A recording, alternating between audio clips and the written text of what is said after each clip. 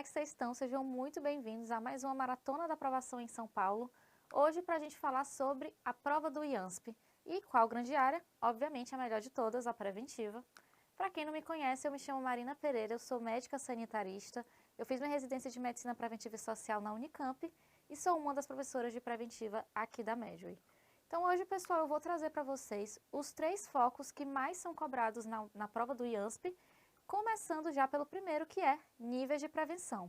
Então, sem mais delongas, vamos entrar aqui em uma primeira questão para a gente entender como é que esse assunto é cobrado, mas já estou deixando aqui para vocês esse QR Code para vocês conhecerem mais sobre o nosso Intensivo São Paulo, para que vocês entrem com tudo nas provas, sabendo realmente como direcionar o estudo de vocês e chegando na hora da prova, sabendo todas as nuances e as especificidades de cada uma das provas. Vocês vão ver aqui, por exemplo, no IANSP hoje, quando eu trouxer isso para vocês, que eles cobram algumas coisas mais específicas. Isso é o padrão comum da maioria das provas de São Paulo. Então, como eles cobram algumas coisinhas mais diferentes de outra, é sempre importante a gente ter esse olhar direcionado para a gente estudar realmente o que cai e não ficar perdendo tempo estudando o que não cai na prova que a gente quer. Então, não deixem de acessar aqui o QR Code para saber mais. Então, pessoal, começando aqui por essa questão do IANSP de 2023, que falava sobre um gráfico que fala sobre as taxas de incidência e as taxas de mortalidade por câncer de tireoide nos Estados Unidos em um tempo específico de 75 a 2010. E aí, a prova do IANSP aqui, eles já começam no enunciado a direcionar vocês para o que eles querem que vocês pensem ao longo dessa questão. Esse segundo parágrafo, então, ele é essencial para vocês entenderem o que é que o IANSP queria aqui. Porque eles começam a falar sobre o sobrediagnóstico. Então, eles falam, por sua magnitude e suas consequências para a saúde, o sobrediagnóstico é considerado um dano muito relevante associado ao rastreamento do câncer de tireoide. Então, ele já está me falando aqui que o câncer de tireoide, o rastreamento do câncer de tireoide é muito passível de ter sobrediagnóstico. Então, ele já está me direcionando para o que ele quer que eu responda na questão. Com relação a esse assunto, assinale a correta com base no gráfico. E aí, esse aqui era o gráfico, né? Como vocês estão vendo aqui, então a gente tem, tá? Essas cores estão péssimas, na hora da prova também estava desse jeito, mas o que ele está mostrando aqui pra gente? Esse valor aqui que está aumentando seria o valor da incidência, né? Então seria aqui essa legenda aqui, e esse que se mantém igual seria a mortalidade. Tons de cinza, péssimo para ver, mas é isso que esse gráfico está mostrando. Então a gente está observando um aumento da incidência do câncer, porém a mortalidade se mantém igual, tá? E aí, o que ele trazia aqui? Agora eu vou só passar com vocês por cada uma das alternativas, mas eu só vou responder depois que eu destrinchar para vocês como que é cobrado esse foco dentro do IANSP. Aí depois a gente retorna para a questão para saber qual é a resposta. Então, na alternativa A, falava sobre o conceito de sobrediagnóstico, que consiste no aumento do número de casos de câncer que é comumente observado após a introdução do programa de rastreamento. A B fala sobre a incidência e o fato que essa incidência ter aumentado após a realização frequente das ultrassonografias comprova que o programa de rastreamento teve sucesso. Então, se aumentou a incidência, o programa está tendo sucesso. É isso que ele está dizendo. A C fala que um aspecto que chama atenção para o sobrediagnóstico é essa manutenção da taxa de mortalidade após o aumento do número de ultrassonografias e da incidência de câncer de tireoide. A D fala que, por definição, o programa de rastreamento, ele traz aqui a definição de rastreamento, deve acontecer quando os sinais e ou sintomas sugestivos estão presentes. Então, para fazer um rastreamento, a pessoa precisa ter sinais e sintomas. É isso que a D está falando. E aí fala que sobrediagnóstico é a classificação inadequada de um tumor, que na realidade era benigno. Então, com isso em mente, entendendo como que cai, bora destrinchar como é que o foco cai no IANSP, depois a gente retorna para saber qual é a resposta. Então, para esse foco, eu dividi para vocês eu vou explicar para vocês como que é abordado, vou trazer para vocês coisas que é essencial que vocês saibam, que tem que dominar mesmo, e vou trazer outras coisas também que é importante saber, porque já caíram e podem vir a cair de novo, mas não tem caído com tanta frequência quanto o que vocês precisam dominar. Então, primeiro, como que o foco é cobrado, como que ele é abordado. Eles vão trazer questões com 2 padrões.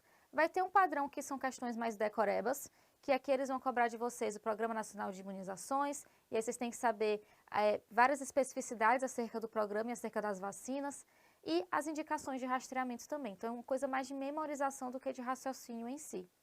Mas há também um outro padrão, que é um padrão de ter senso crítico e um padrão mais de raciocínio, como essa questão que eu mostrei para vocês aqui no começo. E aqui eles vão abordar assuntos sobre a prevenção quaternária e sobre o sobrediagnóstico. Esse é um segundo padrão aqui que eles têm. Os enunciados podem ter ali um tamanho curto, um tamanho médio, geralmente varia aí entre o curto e o médio, não tem muitos enunciados muito grandes, e a dificuldade vai variar entre fácil ou moderada, tendo algumas poucas questões que também têm um nível de dificuldade mais elevado. Nesse foco, pessoal, para o IANSP é essencial vocês levarem o senso crítico de vocês. Não exatamente apenas um bom senso, é um senso crítico mesmo. Eles querem que vocês entrem na prova entendendo que algumas coisas estão inadequadas e não podem ser feitas. Levem o senso crítico da prevenção quaternária, o senso crítico do sobrediagnóstico também. Vou abordar isso com vocês agora durante essa nossa parte aqui da aula. E o que vocês então precisam dominar, coisa que sempre cai na prova do IANSP aqui nesse foco? Primeira coisa, os rastreamentos. Nos rastreamentos vocês têm que ter um foco bem grande nesse conceito de sobrediagnóstico, então tem que saber que alguns rastreamentos podem levar a ter um sobrediagnóstico e há essa relação com a mortalidade que eu vou discutir com vocês quando eu trouxer a questão novamente. Então, rastreamento tem essa ligação com a mortalidade. A gente quer observar uma diminuição na mortalidade. Outra coisa também é saber as indicações de rastreamento. Isso aqui está lá na nossa aula do intensivo, dentro desse foco do IANSP, a gente fala sobre as indicações de rastreamento. Então, para fazer o rastreamento de câncer de colo uterino, qual é a faixa etária, qual é o exame que a gente tem que fazer, qual a indicação de rastrear. Sobre as vacinas também é uma coisa que realmente costuma cair na prova desse foco do IANSP, e aqui vocês têm que conhecer o PNI, conhecer o Programa Nacional de Imunização. Saber o quê? Quais são as vacinas, saber qual é o calendário em si, com detalhes mesmo, qual é a idade que tem que fazer, quando é o reforço. E aqui eles cobram também uma coisa mais específica, que são as contraindicações das vacinas. Então, tem que olhar para as vacinações com mais critério, olhando mais detalhes de cada vacina. Tem também algumas questões mais conceituais, abordando sobre prevenção quaternária e também sobre o JAMULE, que trouxe ali um novo modelo de entender os níveis de prevenção, e ele que trouxe aqui para a luz aqui de todo mundo a prevenção quaternária. Isso está lá na nossa aula do intensivo também. E além disso, tem que reconhecer o tipo de prevenção. Então, aqui é um tipo de questão conceitual mais clássica, que eles dão alguma ação que foi feita e querem saber de vocês qual é o nível de prevenção que está sendo realizado ali. Primária, prevenção secundária, etc. Certo? Isso aqui vocês têm que dominar, não pode entrar na prova deles sem saber esses assuntos. Mas também é importante que vocês saibam de algumas outras coisas. Dentro das vacinas, uma coisa que, além do que eu falei para vocês no que precisa dominar, tem também algumas outras especificidades, mais específicas ainda do que as contraindicações. Então, vocês têm que saber, por exemplo, a cobertura no Brasil daquelas vacinas, a proteção para quais sorotipos que cada vacina dá. Isso foi uma questão super difícil da prova de 2023, que falava sobre a vacina de pólio e exigia que vocês soubessem como que era a cobertura e qual era, para quais sorotipos essa vacina dava proteção. Não é tão comum eles cobrarem isso, mas já foi cobrado, então eu tive que trazer aqui para vocês terem essa noção, terem esse entendimento também. E também outras questões mais conceituais, também vocês já foi cobrado aqui pela prova do IANSP, também é interessante vocês saberem. O quê?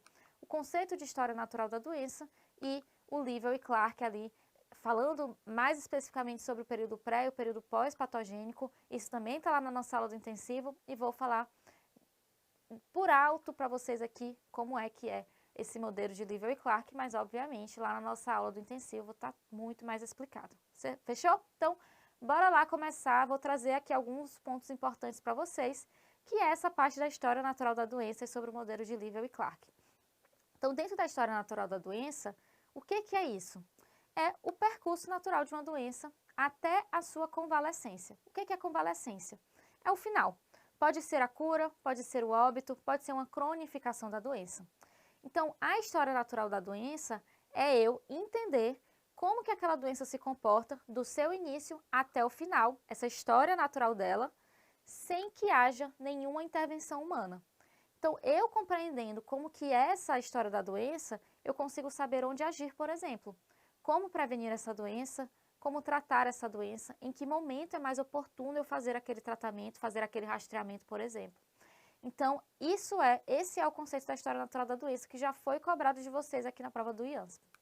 E o modelo de Livell e Clark, ele é pautado 100% na história natural da doença.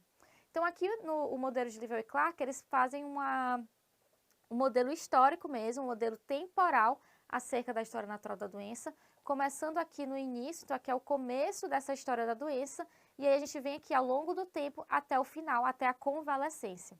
E aí o que Livell e Clark falaram é que a partir disso a gente tem dois períodos, o período pré-patogênico e o período patogênico, que aqui estão divididos, inclusive, com essa linha azul bem forte, bem destacando aqui para vocês que há uma divisão ali. Então, o período pré-patogênico é quando não existe ainda nenhuma mudança, nenhuma alteração patogênica, patológica no corpo do indivíduo. Então, a pessoa ainda não adquiriu a doença e nem teve nenhum processo ali acontecendo no corpo dela. Então, é quando, por exemplo, eu estou em um local, há um risco ali de eu adquirir aquela doença, mas eu ainda não tenho a doença. Então, se é uma doença infectocontagiosa, por exemplo, esse período pré-patogênico seria eu estar ali em um ambiente em que aquela doença está circulando e eu estou sob risco de ter aquela doença. O período patogênico, aqui sim, já tem alterações. Então, aqui eu já entrei em contato com aquela doença, o vírus, por exemplo, já entrou em mim, já está fazendo alguma alteração, mesmo que eu não tenha sintomas ainda, mas eu já estou portando ali aquele vírus e já estou tendo alterações patológicas dentro de mim. Então, no período pré-patogênico, eu consigo fazer ações de prevenção no nível primário. Então, a prevenção primária, ela atua especificamente no período pré-patogênico apenas. Aqui na prevenção primária, eu vou evitar que a pessoa adquira a doença. Eu vou agir naqueles fatores de risco e naquele meio ali que a pessoa está tendo o risco de adquirir aquela doença. E dentro da prevenção primária, eu tenho dois tipos que Livell e Clark trouxeram. A promoção da saúde e a proteção específica. Promoção da saúde é, como o próprio nome já diz, promover a saúde de modo geral. Então, aqui são ações que não são específicas para nenhuma doença. São ações ali que vão me dar saúde, de um modo geral, de forma inespecífica. Por exemplo, mudança de estilo de vida, né? Um exemplo clássico de promoção da saúde. A proteção específica, como o nome também já diz, é proteger, é prevenir para alguma doença, para algum agravo específico. A vacina é um exemplo perfeito de proteção específica, porque a vacina está me protegendo para uma doença específica. Vacina de pólio me protege contra pólio. Vacina de gripe me protege contra a gripe. É uma proteção específica. E aí, quando a gente entra no período patogênico, a gente pode agir de várias formas. A prevenção secundária e a prevenção terciária também. A prevenção secundária, ela vai agir no início da doença. Então, a pessoa já tem ali algum tipo de alteração, mas ela ainda não tem nenhuma invalidez, por exemplo, que seria o caso da prevenção terciária. Então, aqui, eu vou atuar fazendo um diagnóstico precoce daquela doença, por exemplo, a partir dos rastreamentos, ou mesmo um diagnóstico que a pessoa já tem algum tipo de sintoma, mas está no início, e aí eu olho aquele sintoma e vejo, faço todos os testes, etc., para entender o que é aquele sintoma e qual é a doença que a pessoa tem. Então, eu posso ter o rastreamento, que a pessoa está assintomática, ou um diagnóstico precoce mesmo, por conta de um sintoma da pessoa. Eu estou agindo ali no início da doença, para evitar que essa doença fique pior, para evitar que a pessoa gere ali uma invalidez que necessite de uma reabilitação no futuro. Tem, então, também essa limitação da invalidez. Então, é eu agir evitando que a invalidez aconteça. Isso é prevenção secundária. A terciária, a invalidez, ela já está lá. Então, a pessoa já tem uma complicação e eu quero melhorar essa complicação que ela já tem. Então, eu quero reabilitar. Então, ela tem uma complicação, eu quero reabilitar ela para voltar para o que ela tinha anteriormente, que era nenhuma complicação. Ou eu quero, pelo menos, evitar que essa complicação piore. Evitar que essa invalidez dela piore. Então, manter ali, minimamente, pelo menos, uma qualidade de vida para ela. Então, prevenção secundária, a pessoa não tem nenhuma invalidez, eu estou evitando que ela fique ruim, eu estou fazendo esse tratamento ali mais imediato. Prevenção terciária, ela já tem uma invalidez e eu quero evitar que essa invalidez progrida ou evitar fazer com que essa invalidez melhore e ela volte a não ter mais essa invalidez. Ou seja, tratamento pode entrar tanto na prevenção secundária quanto na terciária. Se é um tratamento que faça com que a invalidez melhore ou que essa invalidez não progrida, eu posso falar que é um tipo de prevenção terciária.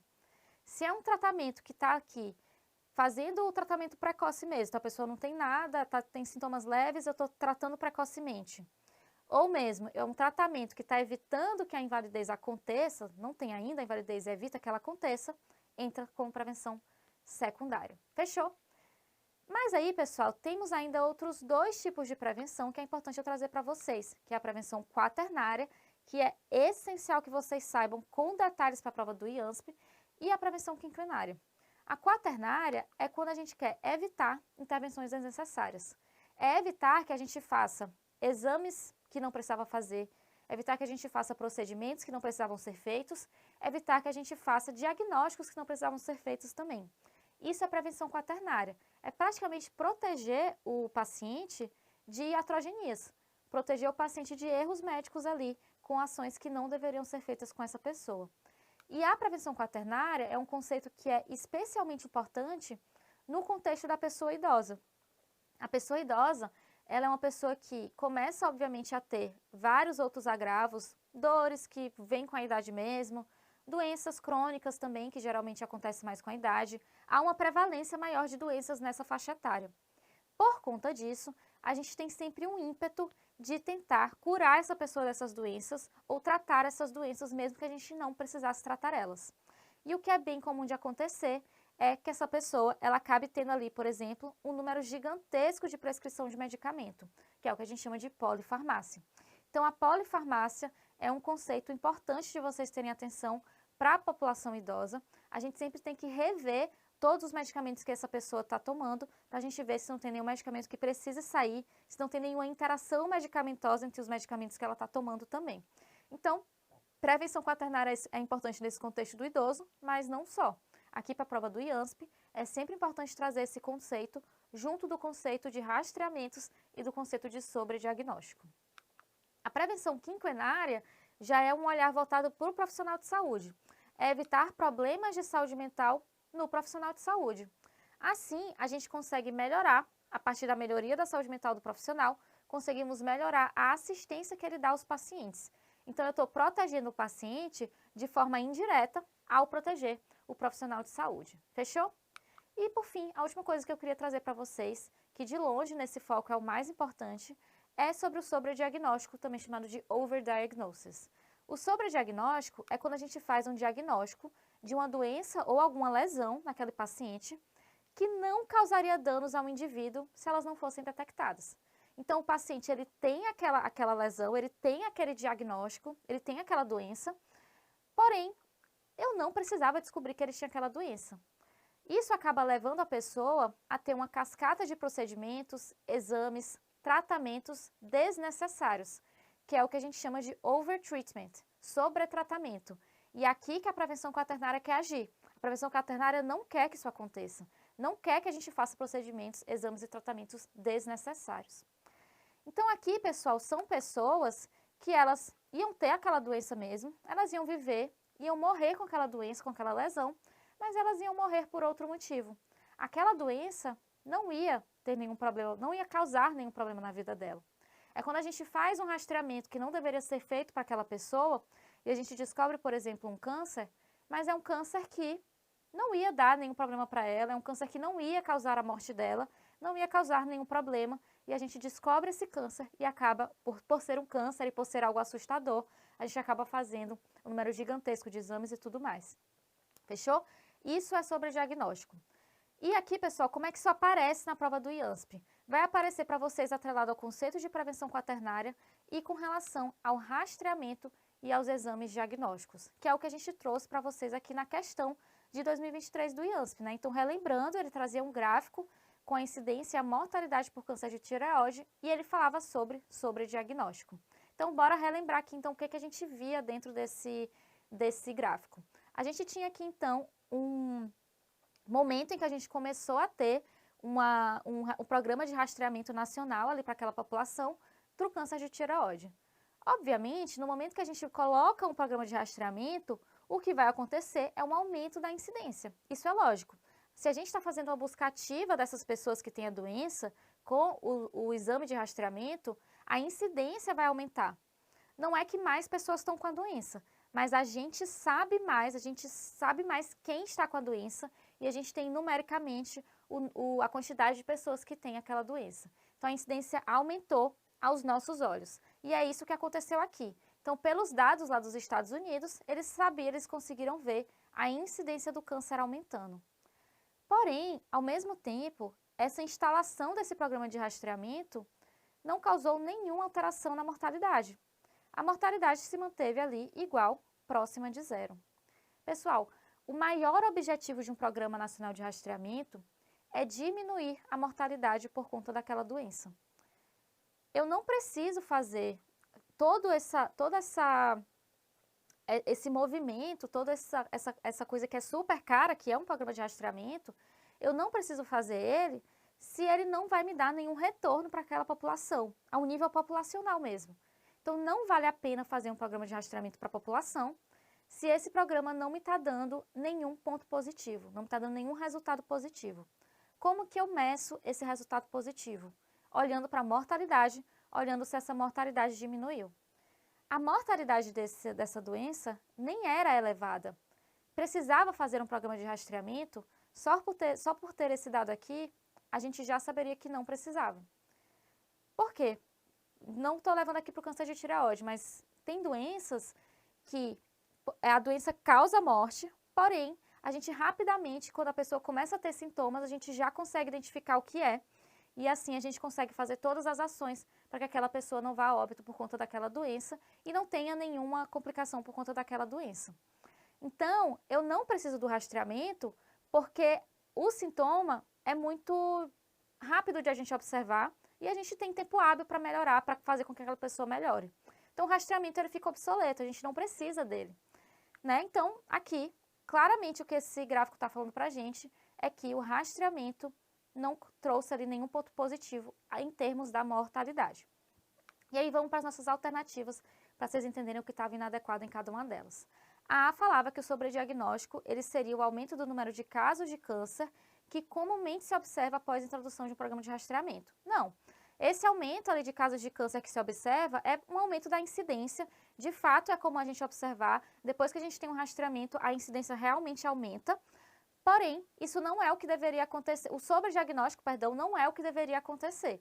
Então, o sobrediagnóstico é quando eu faço o diagnóstico de uma doença que não precisaria ser feita. Não é isso, então, que a letra A está falando. A letra A está falando só desse aumento da incidência. A B fala que o fato da incidência de câncer de tireoide ter aumentado após essa realização frequente das ultrassonografias comprova que o programa teve sucesso. Não. Qualquer programa de rastreamento vai aumentar a incidência. Isso não é um indicador de que ele teve sucesso. O sucesso vai ser mostrado pela diminuição na mortalidade por aquela doença. Fechou? Então, letra B também incorreta. A C, que era a nossa resposta, fala que um aspecto que chama atenção para o sobrediagnóstico é essa manutenção da taxa de mortalidade após o aumento do número de ultrassonografias e da incidência. Isso é exatamente o que o gráfico mostrou para a gente. Mesmo que vocês não soubessem exatamente o que é o sobrediagnóstico, vocês já poderiam entender que essa daqui estava mais próxima da realidade, de ser a correta, porque ele simplesmente está me descrevendo o que estava escrito ali, o que estava descrito naquele gráfico. Então, a C, certinha, ótima. A D fala que, por definição, um programa de rastreamento deve acontecer quando há sinais ou sintomas sugestivos. Não, o rastreamento só é um rastreamento se eu fizer ele na população que está assintomática. Se a pessoa tem um sintoma, não é mais rastreamento. Aí eu já estou avaliando esse sintoma e fazendo todas as ações necessárias para entender o que aquele sintoma está acontecendo.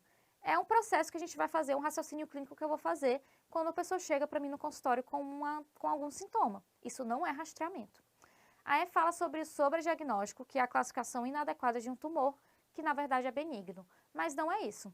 No sobrediagnóstico, a pessoa de fato tem aquela doença, ela tem aquele câncer. Só que eu não precisava fazer aquele diagnóstico, porque a pessoa vai viver e morrer com aquela doença e não vai causar nenhum problema para ela. Fechou? Bora para a próxima então, que é atenção primária à saúde. Bora começar com a questão também. Então, essa questão falava sobre o Previne Brasil, que foi instituído pela portaria Tananã de 2019, que é o novo modelo de financiamento para a APS. Então, ele já explica para a gente o que é o Previne Brasil, a gente não chega totalmente cego nessa questão. E aí fala que ele altera algumas formas de repasse no financiamento para os municípios, que passam a ser distribuídos com base em 3 critérios. E aí ele fala aqui os 3 critérios ali que se iniciaram no Previne Brasil: captação ponderada, pagamento por desempenho e incentivo para ações estratégicas. Fala que os indicadores de desempenho, então, incluem, e aí ele traz aqui várias alternativas com esses indicadores de desempenho. Proporção de crianças que realizam o teste do pezinho, blá, blá, blá. Então, aqui tem várias alternativas, a gente vê que são alternativas que fazem sentido para a atenção primária, né? Então, gestantes, pré-natal, hipertenso sendo acompanhado, diabéticos realizando fundoscopia.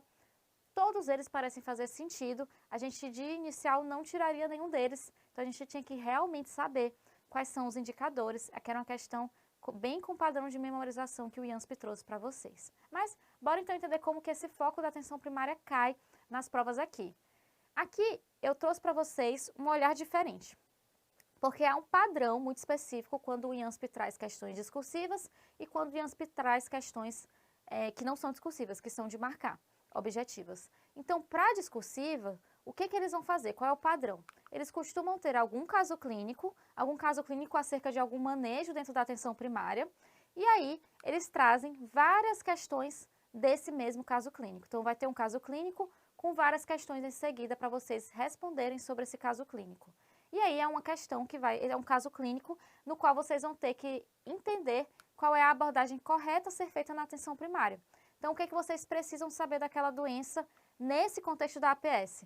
Como fazer o diagnóstico? Então, geralmente eles trazem o caso e eles não dão o diagnóstico, vocês precisam aprender, dizer qual é o diagnóstico na própria questão, os exames a serem solicitados e a conduta ali a ser feita com relação àquela doença. Geralmente é isso que eles abordam dentro desse caso clínico. E com relação às outras questões que não são da prova discursiva, aqui, pessoal, é até difícil trazer um padrão para vocês, porque eles cobram uma verdadeira miscelânea. Eles cobram educação em saúde, cobram essa diferença entre os conceitos de atenção primária e atenção básica, que são duas coisas que estão lá na nossa aula do intensivo.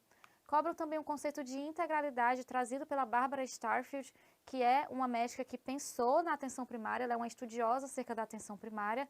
Então, essas 3 coisas aqui estão lá sendo abordadas na nossa aula do Intensivo São Paulo. Além disso, tem aqui o Previne Brasil, como vocês viram na questão que eu trouxe, e eles cobram até também como fazer o atestado para a prática de esporte, quando que deve ser feito, para quem deve ser feito. E aí, pessoal, resolvi trazer aqui para vocês hoje sobre o Previne Brasil. Então, o que é o Previne Brasil? Ele é um modelo de financiamento federal da atenção primária. Então, é o quanto que o governo federal vai disponibilizar para cada município atuar na atenção primária. Pegar esse dinheiro e colocar na atenção primária. Então, a gente vai ter regras que são dadas aqui por esses 4 componentes, e essas regras vão dizer para cada município vai ter seus pontos ali, e a partir desses pontos, o município sabe quanto dinheiro ele vai receber do nível federal para colocar na APS. Não confundam com aquela regra que a gente tem de quanto que cada esfera de governo tem que disponibilizar para a saúde como um todo. É outra coisa aqui. Então, essa outra regra que a gente falava, o município vai ter que disponibilizar de 15% da sua arrecadação de impostos para a saúde. O estado é 12%. Então, não é a mesma coisa. Aqui a gente está falando especificamente do financiamento federal para a atenção primária à saúde. É outro modelo. E esse modelo é organizado pelo Previne Brasil. Ele está em vigor desde 2020, né? Então, vocês viram na questão que ele foi uma portaria que saiu em 2019 para entrar em vigor em 2020. E ele é constituído atualmente por 4 componentes. A questão trouxe para vocês 3 componentes, porque inicialmente essa portaria trouxe para o Previne Brasil com 3 componentes apenas mesmo.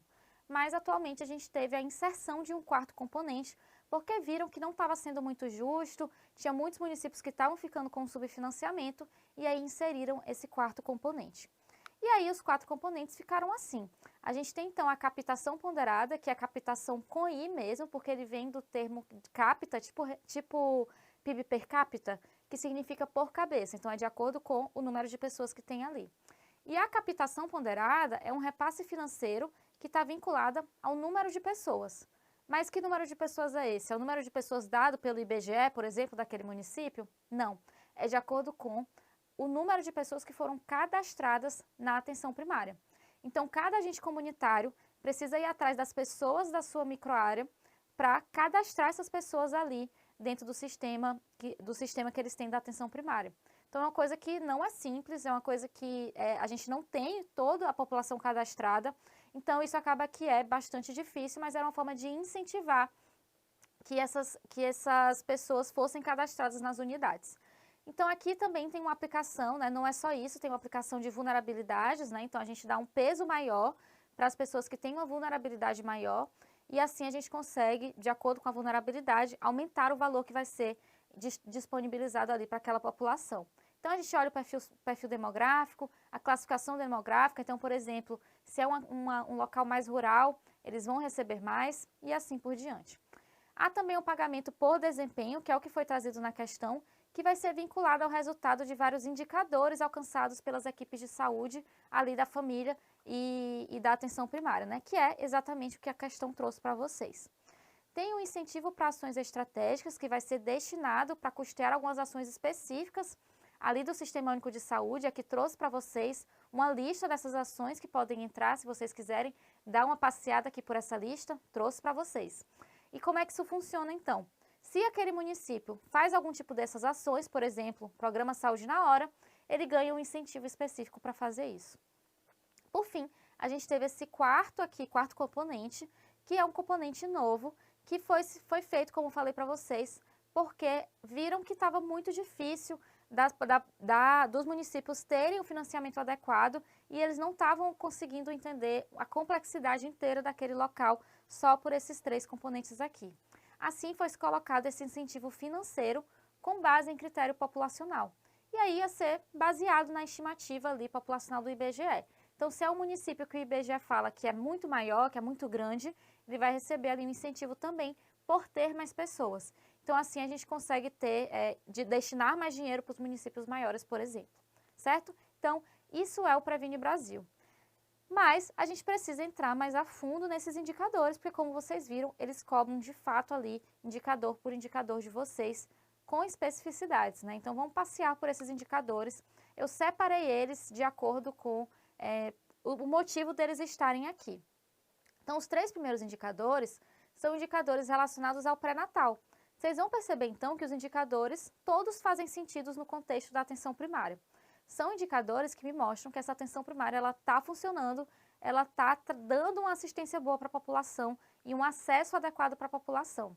Então, o primeiro indicador, ele vai falar sobre as consultas pré-natal. Então, aqui ele é a proporção de gestantes que tem pelo menos 6 consultas de pré-natal realizadas. E a primeira tem que ser até a 12ª semana de gestação. Então, esse é o primeiro indicador pré-natal. O segundo é relacionado a HIV e sífilis. Então, é a proporção de gestantes que realizaram o exame de HIV e sífilis na sua gestação, no seu pré-natal. E o 3 é a proporção de gestantes que têm atendimento odontológico realizado na atenção primária, que é uma coisa muito importante para a gestante por conta de todas as alterações fisiológicas que a gestação causa na saúde bucal. Então, esses 3 indicadores, 100% relacionados ao pré-natal, 100% indicam que o pré-natal está sendo adequado. Próximo bloco são relacionados à prevenção primária e secundária.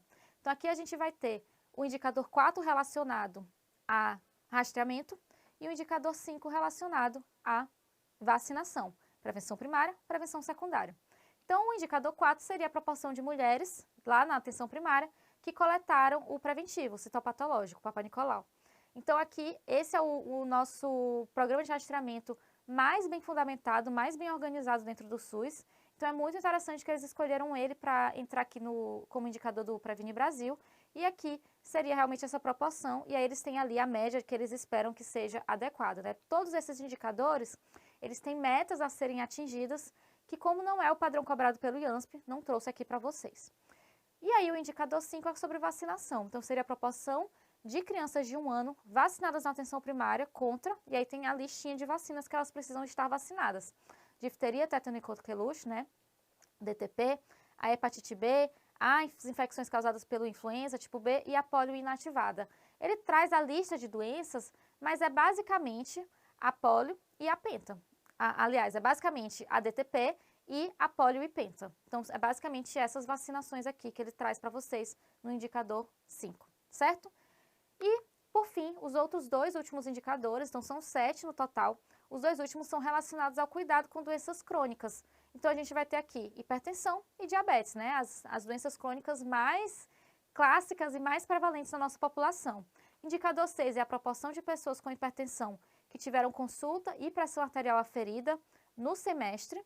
E o indicador 7 é a proporção de pessoas com diabetes, com consulta e hemoglobina glicada solicitada no semestre. Então, para ambos seria consulta e um exame, no caso da hipertensão, a pressão arterial, no caso da diabetes, a hemoglobina glicada. Fechou? Então, com isso em mente, vamos para a nossa questão, entender o que estava inadequado em cada uma das alternativas. A alternativa A falava que era a proporção de crianças que realizam teste do pezinho. Mas o que a gente tinha ali dentro daquele bloco, o segundo bloco, né, que eu trouxe para vocês, de prevenção primária e secundária, o que tinha a ver com crianças não era o teste do pezinho, era a vacina polio e penta. Por quê? O que vocês poderiam pensar na hora da prova? Teste do pezinho, ele não é especificamente uma ação da atenção primária. Então, obviamente que a atenção primária tem que estar atenta para ver se o teste do pezinho está sendo feito, mas é uma coisa que desde a maternidade, a criança já sai, a mãe e o pai já saem ali com a ideia de que eles precisam saber isso. Eles já saem com esse encaminhamento para fazer o teste do pezinho, muitas vezes já é feito na própria maternidade. Então, esse não é um indicador que me mostraria de fato, de forma mais específica, o quanto que a atenção primária está sendo adequada. Não, a vacinação é muito melhor aqui. A B fala, então, do percentual de diabético que realizam a fundoscopia anualmente. E aqui, então, a gente tem que ir para o cuidado com o diabético, na verdade, tinha que ser a consulta, e a hemoglobina glicada semestralmente. Então, o próprio exame estava errado e a temporalidade também. A C fala que seria o percentual de mamografias e rastreamento de próstata realizados. E aqui, lembrem-se sempre, principalmente do de próstata, o rastreamento de próstata, ele é proscrito pelo Ministério da Saúde, não há indicação de fazer esse rastreamento pelo Ministério da Saúde. Pelo Task Force americano, até tem uma indicação, desde que é pactuado com o paciente, explicando todos os riscos e benefícios do rastreamento, mas para o Ministério da Saúde não é para fazer. Então, não faria sentido isso estar aqui como um indicador aqui da atenção primária. E aí tem, sim, faz sentido sim, câncer de colo uterino. A D é sobre as consultas pré-natais e eles falam que as gestantes têm que realizar pelo menos 10 consultas de pré-natal. Esse é o indicador, a proporção de gestantes que realizaram, porém não são 10 consultas, são 6 consultas de pré-natal. E, por fim, que era a nossa correta, é o percentual de hipertensos que estão sendo acompanhados com pressão arterial aferida em cada semestre. Relembrando, então, é o percentual ali que tem a consulta agendada e a pressão arterial aferida. E essa era a nossa resposta aqui dessa questão. Bora para a próxima então, pessoal, agora para o foco de ética, bioética e documentação. Então aqui, vamos entrar então primeiro com a questão, que era a questão do IANSP que falava sobre declaração de óbito. Então eles traziam aqui um homem de 75 anos, traziam aqui um caso para vocês, para dizerem como que teria que ser o preenchimento adequado dessa DO. Então era um homem de 75 anos, foi para o pronto-socorro mais próximo, e ele tinha tido um quadro de piora da insuficiência cardíaca congestiva, então um cara com ICC, porque ele estava ali com dispneia súbita. Evoluiu a óbito 3 dias após a intervenção. Ele era tabagista e teve um diagnóstico de estenose mitral aos 30 anos de idade e febre reumática na infância. E aí tinha aqui uma imagem que era a declaração de óbito do paciente e pedia para vocês como que tinha que ser preenchida essa declaração de óbito. Essa era a imagem que a prova dava para vocês. E aí eles traziam várias alternativas com as possibilidades de fazer esse preenchimento, né? Então, não vou ler com vocês agora, a gente lê depois que eu falar para vocês como que esse foco é abordado. O que é que vocês precisam dominar, que também eu separei para vocês entre o precisa dominar e coisas que também é necessário saber, porque já caiu. Então, precisa dominar de cabo a rabo, declaração de óbito, a gente explica com detalhes isso lá na nossa aula do Intensivo São Paulo, tanto como preencher as causas, né, que é o que foi abordado nessa questão que eu trouxe, mas não apenas. Vocês também têm que saber quem deve preencher, qual médico deve preencher a partir daquele caso e de como aconteceu, de como foi aquele óbito. Além disso, outra coisa importante de vocês saberem é acerca dos conceitos de violência. O IANSP ele traz umas questões bem específicas sobre isso, que a gente aborda na nossa aula do intensivo também. E, em especial, eles gostam de abordar a violência institucional e a violência contra a mulher. Então, é importante vocês saberem também sobre violência. Mas também é interessante vocês saberem essas outras coisas que também já caíram. Primeira coisa, aplicação prática do Código de Ética. Vocês têm que saber, então, aqui, quando quebrar o sigilo, quando que é ok eu quebrar esse sigilo. Tem que saber sobre a autonomia do paciente. Tem que saber sobre a transcrição de receitas ou requisição de exames. Pode transcrever receita? Não pode? Posso fazer a requisição desse exame para esse paciente que eu não, por exemplo, que eu não fiz a consulta? Todas essas questões éticas é importante vocês levarem para a prova. Por fim, o conceito de abortamento, óbito fetal e natimorto, que é uma coisa que eles trazem aqui tentando confundir vocês, confundir a cabeça de vocês. Fechou? Então, vou começar essa parte aqui da nossa aula falando sobre exatamente esse conceito. Abortamento, óbito fetal e natimorto, para vocês já tirarem essa dúvida da cabeça de vocês. Começando pelo abortamento, o que é isso então? O abortamento seria então quando há uma interrupção da gestação com um concepto que tem algumas características. Ele tem que ter então essas 3 características aqui. Uma idade gestacional menor que 22 semanas, tem que ter um peso menor que 500 gramas e tem que ter um comprimento menor que 16,5 centímetros. Só tendo essas 3 características, eu posso falar que é um abortamento e não, por exemplo, um óbito fetal. E aí a gente divide o abortamento em dois períodos. Pode ser um abortamento precoce ou um abortamento tardio. O abortamento precoce é um abortamento até as 13 semanas de idade gestacional e o tardio seria entre as 13 e as 22 semanas de idade gestacional. Marina está falando de abortamento, por que não aborto? Conceitualmente, o termo correto é abortamento. Aborto seria o concepto ali que sofreu o abortamento. O abortamento é o que acontece, é o ocorrido, e o aborto seria o concepto. Fechou? E Marina, poxa, por que é até 22 semanas, né? Por que o tardio é só até 22 semanas? Porque se tiver mais de 22 semanas, não é mais abortamento. Se tiver mais de 22 semanas, a gente já vai estar diante de um óbito fetal. Então, o óbito fetal seria a morte desse concepto se ele tiver qualquer uma dessas 3 características.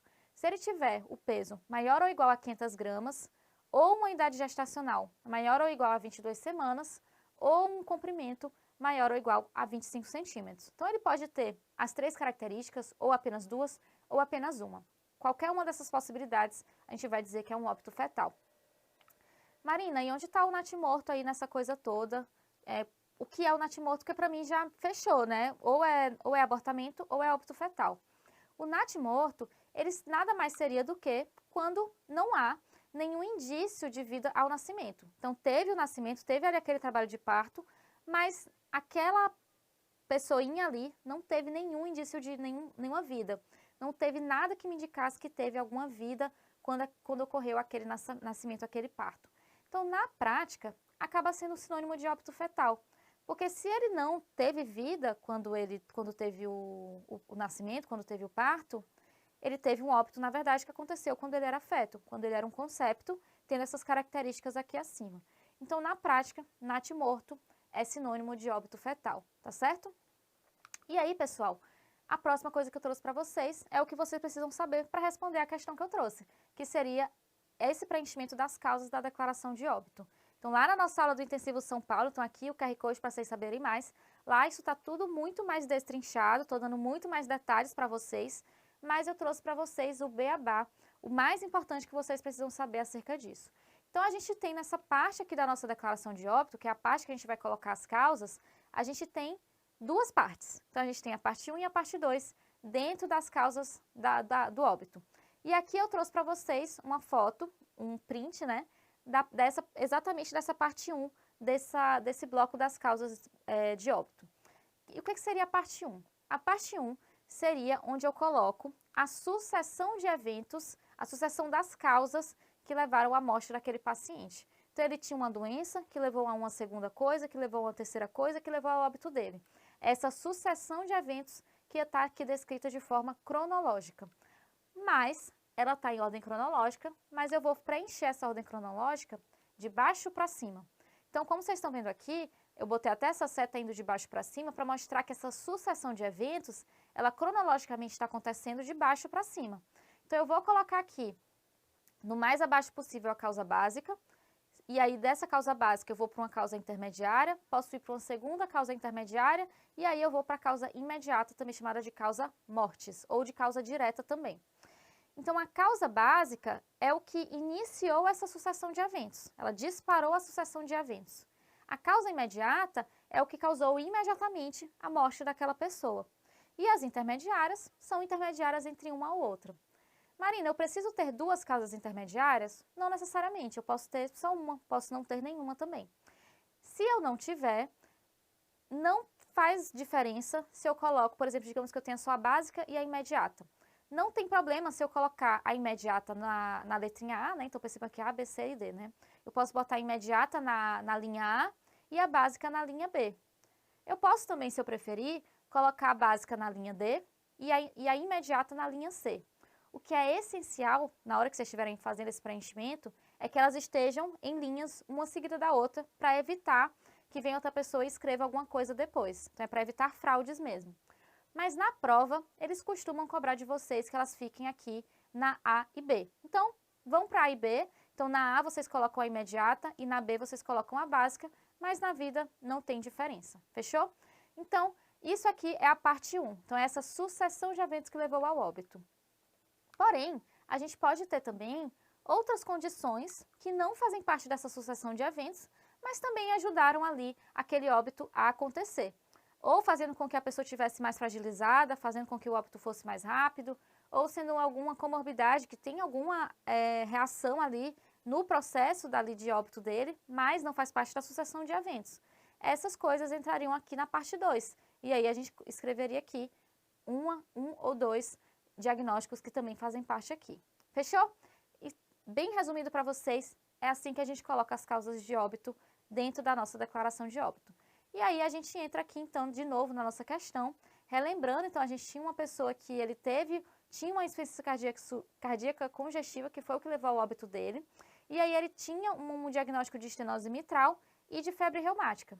E lembrando, pessoal, que a febre reumática, ela é uma das principais causas de insuficiência mitral.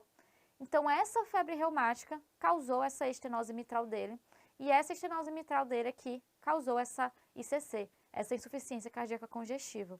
Então, quando a gente fosse fazer esse preenchimento, como que a gente deveria preencher? A gente preencheria dessa forma aqui. Então, a gente teve, como falei para vocês, uma febre reumática causando uma estenose de válvula mitral, causando uma insuficiência cardíaca. E a gente tinha também um outro fator aqui envolvido. Na parte 2, então, eu posso colocar o tabagismo desse paciente. E era assim que a gente poderia preencher essa declaração de óbito. Marina, e se eu quisesse mudar? Se eu quisesse, lá na minha prática, colocar a febre reumática e aqui insuficiência de válvula mitral, poderia? Poderia também. Mas, na prova, a gente vai dar preferência para escrever como está escrito no enunciado. E aqui não teria problema, porque ele dá as alternativas para a gente, né? Seria diferente se fosse uma prova discursiva, que aí o ideal é que você escreva da forma que está dentro do enunciado. E aí, pessoal, quando a gente ia para as alternativas, realmente a alternativa C trazia exatamente o que a gente trouxe, né? Então, na parte 1, aquela sucessão de eventos que eu falei para vocês. Na parte 2, o tabagismo, que era um diagnóstico ali que poderia ter ajudado ali a dar uma complicação para o caso e ajudou aquela pessoa a ir ao óbito, né? Ajudar bem, entre aspas, né? Péssima palavra. Mas, enfim, a mais eu vou falar com vocês também as outras alternativas para ver o que estava inadequado em cada uma delas. Na 1, a gente começava tudo certinho, então tinha aqui a sucessão de eventos correta, porém o tabagismo, ele estava como se tivesse ali, como sendo a causa básica, iniciando a sucessão de eventos, quando na realidade ele deveria estar na parte 2. Então isso era o que estava incorreto aqui na alternativa A. A alternativa B, ela trazia como causa imediata uma dispneia intensa, esse era o primeiro erro, e trazia como uma causa básica o tabagismo, como se o tabagismo tivesse iniciado a sucessão de eventos e a febre reumática fosse um diagnóstico extra que poderia ter ajudado ali aquele óbito a acontecer, porque ela está aqui na parte 2. Eu até acho que muitos de vocês podem estar pensando, poxa, mas a dispneia realmente aconteceu, ela de fato levou aquele óbito ali a acontecer. Porém, a dispneia ela acaba sendo mais um sintoma do que, de fato, um diagnóstico, né? Então, a gente não pensaria em colocar a dispneia aqui, mas concordo com vocês que ela realmente estava presente, isso poderia causar uma confusão, mas aqui vocês poderiam ficar respaldados também, porque tinha as outras coisas que também estavam bem corretas, isso facilitava a vida de vocês. A alternativa D, ela trazia uma coisa, um erro clássico aqui, do que a gente chama de garbage codes, códigos lixo, que é colocar parada cardiorrespiratória na declaração de óbito. Galera, todo mundo morre com a parada cardiorrespiratória. Quando a pessoa morre, o coração para de parar, para de bater. A gente para de respirar. Há uma PCR ali. Então, esse é um dado que não diz nada. Então, nunca, repitam comigo, nunca a gente vai colocar parada cardiorrespiratória na declaração de óbito em nenhum dos pontos. Nem como causa imediata, como causa básica, como causa intermediária, lugar nenhum parada cardiorrespiratória vai entrar. E teve ainda outros erros também, né, que já falei para vocês nas outras alternativas. Na E, falava então insuficiência cardíaca, tabagismo, o tabagismo entrava aqui na B, e aí ele entrava de novo aqui na D, né? Então o tabagismo levou à febre reumática, que levou ao tabagismo, que levou à insuficiência cardíaca. Então essa daqui também ficava bem fácil de ver que não fazia sentido mesmo, então essa a gente já tirava também. E aí, galera, chegando ao fim aqui da nossa maratona do IANSP, lembrem-se de acessar aqui o QR Code para ver mais sobre o nosso intensivo, entender mais como que a gente pode ajudar bastante vocês nessa reta média para final aqui das provas de residência médica. Um forte abraço, a gente se vê de novo aqui nas próximas semanas e até mais!